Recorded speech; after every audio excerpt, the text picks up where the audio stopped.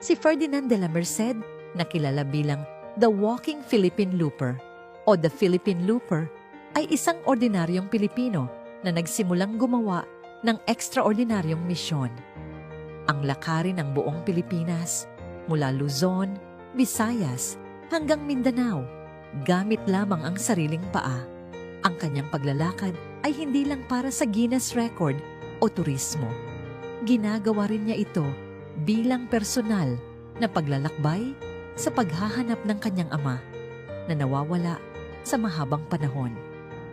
Habang nilalakbay niya ang bawat probinsya, umaasa siyang may makakakilala o makakapagbigay ng impormasyon tungkol sa kanyang ama.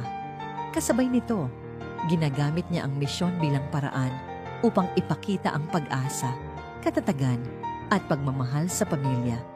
Simbolo ng hindi pagsuko, kahit mahirap o malayo na ang lalakarin.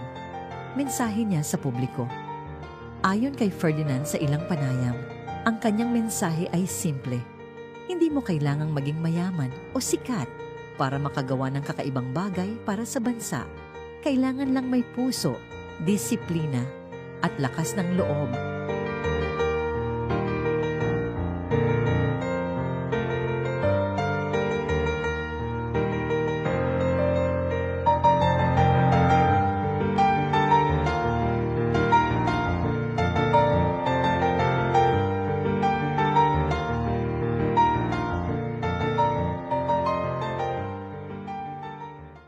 Dipolog City, maya-maya papunta na rin tayo ron.